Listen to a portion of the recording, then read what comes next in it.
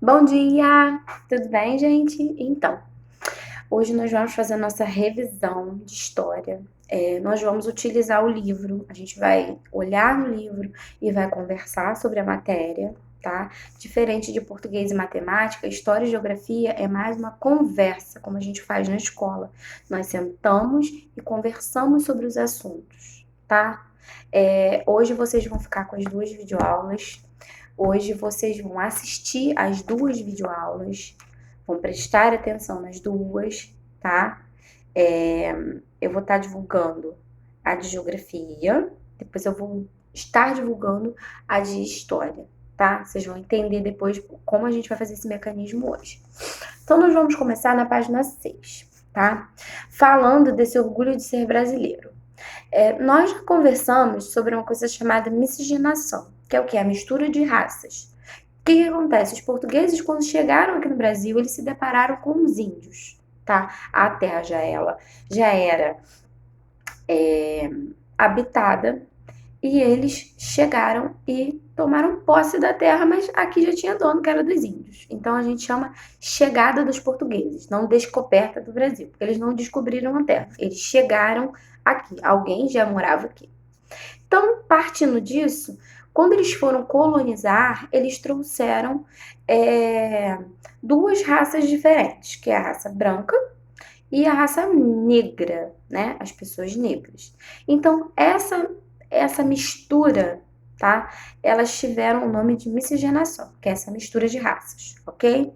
Então, a gente vai aí na página 6 para essa mistura de raças e o tipo de mestiço que ela originou. Então, se um branco casa com um indígena, eu tenho um caboclo.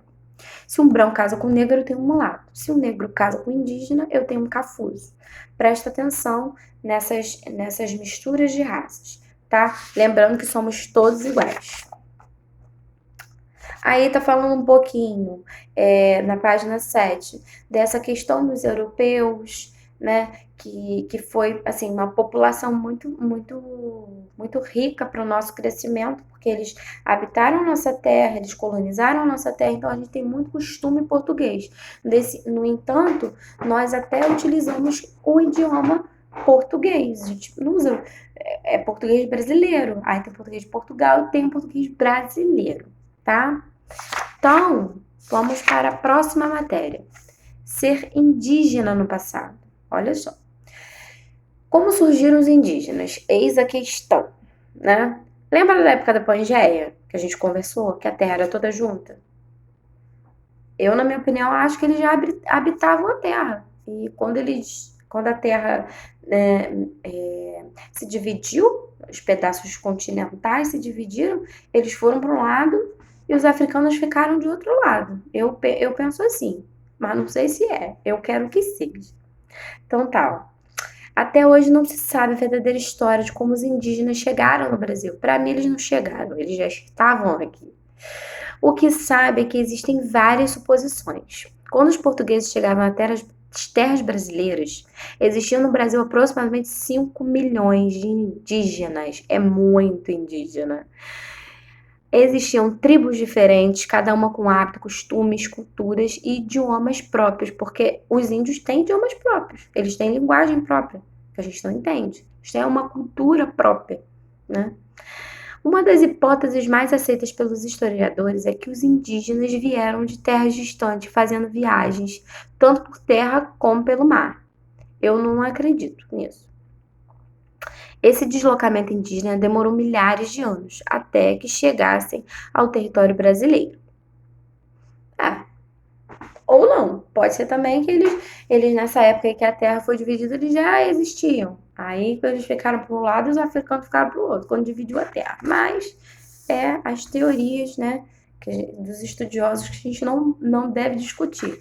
Mas a gente pode sim criar novos conceitos. Então, gente, essa população indígena sofreu na época da colonização, porque os colonizadores não entenderam que a terra era deles, né? Já havia alguém morando aqui. Eles tomaram aquela terra para eles, quiseram ensinar costumes para os indígenas tinham que ser católicos, porque a regra era o quê?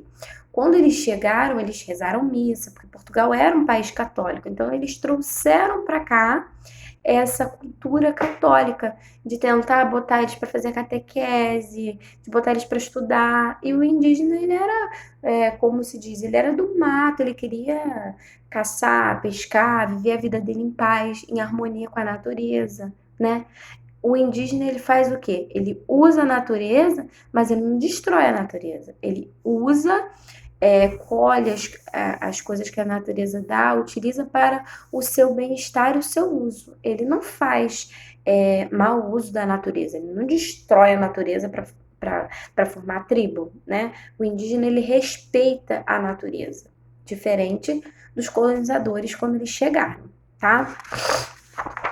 Então, vamos para, né, falar um pouco dessa herança indígena. Como a gente pode observar, os indígenas têm uma cultura própria e eles deixaram muita riqueza.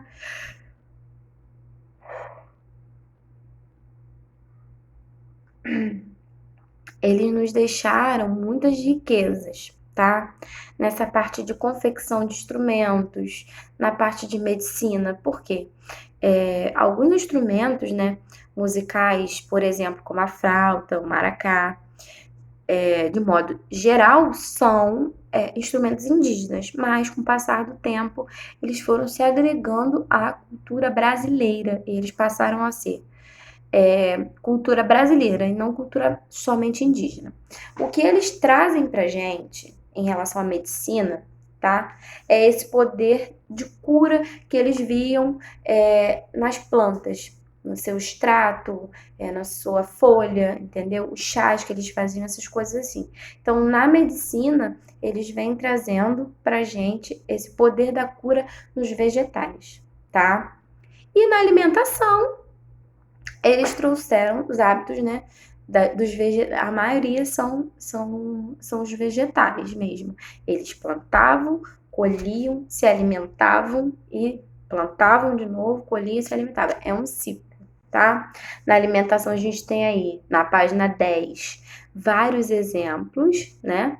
E a gente utiliza isso até hoje: a banana, o palmito, a mandioca, né?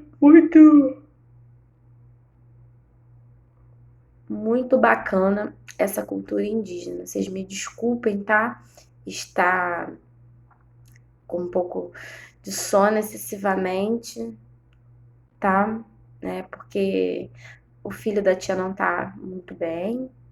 Ele tomou vacina, aí vocês já sabem como é que ele fica, né? Eu já contei pra vocês como que a Alison gosta de brincar. Então, eu tô um pouquinho cansada hoje. Mas a gente vai conversando e vai se acertando e vai botando tudo em dia, tá? Nessa revisão. Estudem, pensem que vocês vão conseguir. Não achem, ai, tia, eu não consigo. Não, consegue sim. Todo mundo vai conseguir. Em nome de Jesus, ninguém vai ficar de recuperação, tá? Eu tenho fé em Deus, vocês também. Ora, antes de fazer a prova.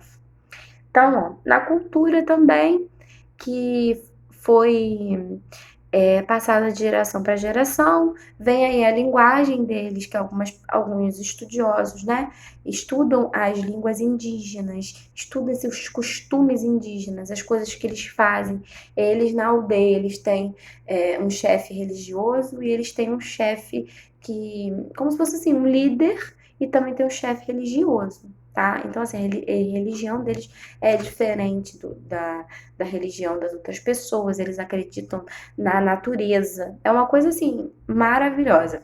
Se você for parar para analisar, os indígenas deixaram um legado muito bacana para a gente estar seguindo em relação a esse amor à natureza. E a maioria das pessoas não segue esse tipo de conceito que eles têm. Vendo aí a página 11, a gente vai olhar um pouquinho do vocabulário, tá?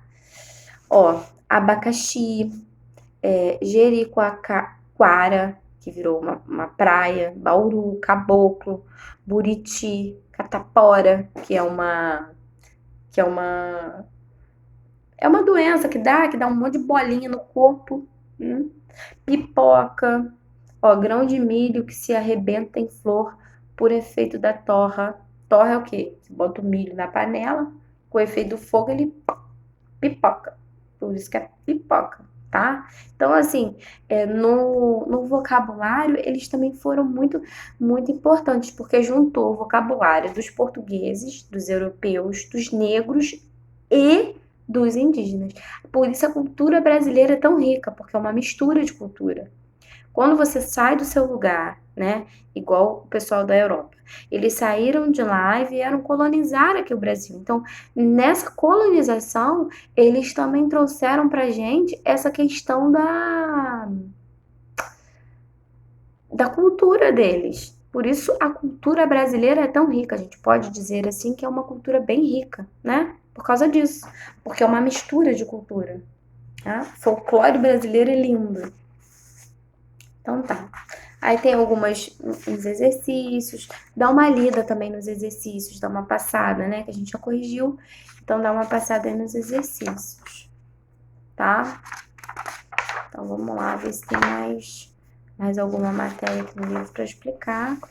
Tem, das grandes navegações, né? Que foram empreitadas com o intuito de encontrar um caminho para as Índias e acabou encontrando o Brasil, né, as terras brasileiras. Eles não colonizaram o Brasil de cara, mas eles vieram colonizar após uns 30 anos. Eles descobriram o Brasil e foram mesmo sentir a necessidade de colonizar aquele território depois de 30 anos. Por quê? Porque estava tendo invasões. Se eles não colonizassem, eles iriam perder aquele território. Então aí, vou falar uma coisa para vocês. Foi feito um tratado chamado Tratado de Tordesilhas, que dividia, tá, um pedaço de terra para Espanha e Portugal, tá? Você acha que Portugal e Espanha teriam dividido o território se eles soubessem que era tão grande do jeito que era? Eu acho que eles não dividiriam, tá? Eles brigavam por terras descobertas e eles brigavam por terras que eles ainda iam descobrir. E eles não sabiam que eles iam descobrir aquela terra. Então, eles dividiram ali como se fosse no mapa e ficou de um lado para Portugal e do outro lado para a Espanha, tá? E eles não sabiam, tá? Que ali havia aquele pedação de terra, porque senão eles não iriam dividir, tá? Depois que eles conseguiram chegar, né, até o Brasil, aí que começou essa colonização de Portugal e um lado também do outro lado pertencia à Espanha, mas acabou que Portugal que acabou colonizando tudo, né? A terra era muito grande, e eles não iriam dividir se eles soubessem o tamanho da terra. Então, esse Tratado de Tordesilhas é essa divisão aí entre Portugal e Espanha. Dá uma lida, tá? Dá uma lida aí, ó. Na página 17, tem aí falando da viagem de Bartolomeu Dias, a viagem de Vasco da Gama e a de Américo Vespúcio, tá? Então, ó, a viagem de Bartolomeu Dias contornou a África, chegando ao Cabo das Tormentas, depois chamado Cabo da Boa Esperança, e achando ser possível chegar às Índias por outro caminho. Por que eles queriam tanto chegar às Índias? Porque lá existiam especiarias. Essas especiarias eles vendiam na Europa. Tudo foi por causa de dinheiro, tudo foi por causa de fonte de renda, economia, tá? Para o país. E eles eram pioneiros na fabricação de barcos, nesses descobrimentos de terra, tá? A viagem de Vasco da Gama conseguiu realizar a primeira viagem completa às Índias, atingindo a cidade de Calicut. E viagem de Américo Vespúcio percorreu o mesmo caminho feito por Cristóvão Colombo, tá? Que descobriu a América. Então, vamos terminar aqui. Então, essa posse portuguesa pelo Brasil, a gente vai dar uma olhada, tá? Na questão aí da data, na página 18, tá? Então, ó, 21 de abril surgiu os primeiros sinais de terra, que são aves e folhas na água. Dia 22 foi avistado um monte, que foi denominado de Monte Pascual, porque era tempo de Páscoa. Dia 24 de abril, a esquadra chegou perto da terra para ancorar as embarcações. Foi encontrado um lugar seguro que recebeu o nome de Porto Seguro. Por isso que lá na Bahia, tá, gente? Atual Bahia Cabralha. Por que foi Cabral? Né? A esquadra de Cabral que chegou. Então, eles colocaram o nome dessa Bahia aí de Bahia Cabralha, ou seja, Porto Seguro. Eles chegaram lá na Bahia, tá? 26 de abril, Frei Henrique Soares de Coimbra celebrou a primeira missa no Ilhéu da Coroa Vermelha. Dia 1º de maio, em terra firme, foi celebrada a segunda missa. Dia 2 de maio, a caravela de Gaspar de Lemos regressou a Portugal, levando uma carta escrita pelo escrivão, tá? Pero Vaz de Caminha, que relatava o descobrimento de nova terra e descrevia seus habitantes. Então, assim, ele mandou uma carta dizendo que ele tinha encontrado a terra e que também, além da terra que ele tinha encontrado, ali ele tinha encontrado uns habitantes que tinham costumes diferentes, tá? Na carta ele fala sobre as vestimentas, que os índios andavam nus e os portugueses andavam cheios de roupa, até mesmo porque o clima aqui no Brasil era diferente do clima lá da Europa. A Europa é muito frio e aqui era um clima mais tropical, mais agradável, tá? Então a nossa terra recebeu vários nomes antes de se chamar Brasil. Era Ilha de Vera Cruz, porque eles achavam que era um pedacinho de terra, e eles depois foram indo explorando assim, né? Foram entrando e viram que não era uma ilha. Aí colocaram o nome de Terra de Vera Cruz, achando que era um pedaço de terra também. E por fim, eles colocaram o nome de Brasil, porque o litoral tinha muito, mas muito pau-brasil, tá? Pau-brasil era o nome que os índios davam à árvore. Então, eles, por acharem que ali tinha muito, muito, muito, muito, eles colocaram o nome dessa terra de Brasil. E até hoje é Brasil, tá? Então, assim, quando eles chegaram aqui, eles tiveram um choque cultural muito grande por essa questão da vestimenta, pela questão da fala, né? E os portugueses chamaram os índios de índios porque eles estavam procurando, né, um caminho para as Índias, e eles acharam que eles tinham chegado às Índias, mas não era, né? Eles tinham chegado ao Brasil e os habitantes eram os índios, tá bom? Então aí, ó, vocês têm os exercícios que vocês já fizeram, tá? Vamos dar uma lida também nos exercícios, tá? E falar um pouco das expedições. As expedições foram Exploradora 1 e 2. A primeira foi chefiada por Gaspar de Lemos, tinha como finalidade explorar, tá? O litoral. E a segunda chefiada por Gonçalo Coelho, tá? Com a ajuda do Américo Vespúcio, ela tinha como finalidade verificar as riquezas da região e fundar uma feitoria. Uma feitoria é como se fosse uma pequena população, uma pequena cidadezinha, tá bom? É isso que quer dizer uma feitoria, tá? E, ó,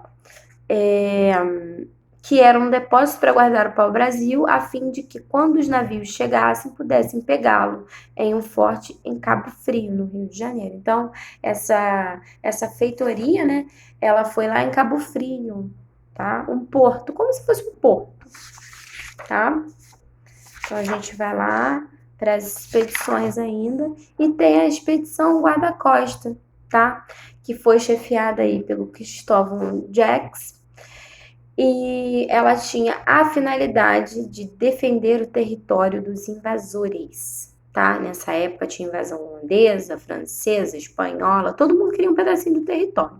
Portugal chegou aqui, estava tentando colonizar, estava tentando explorar o território, enquanto isso era muita invasão, porque estava todo mundo, Portugal foi pioneiro, mas também existiam outros países que se dedicaram, né, às navegações, então eles tinham esse problema. E o território brasileiro era muito grande. Nessa época não tinha não existia internet, então os meios de comunicação eram muito difíceis, tá? Então era difícil também para você poder defender um território tão grande como o Brasil, tá? E por fim, as expedições colonizadoras, tá? Chefiada por Martim Afonso de Souza, tá? Que tinha por finalidade garantir a posse da terra, tá? Colonizar. Aí, com essa colonização, eles fizeram fazendas, né? Começaram fazendas, plantações, e por aí, né? A gente depois vai ver as capitanias hereditárias lá na frente, que a gente já estudou, que é essa doação de terra de Portugal para pessoas de confiança, para que eles pudessem plantar, pagar impostos, defender a terra, entre outras coisas. Tá?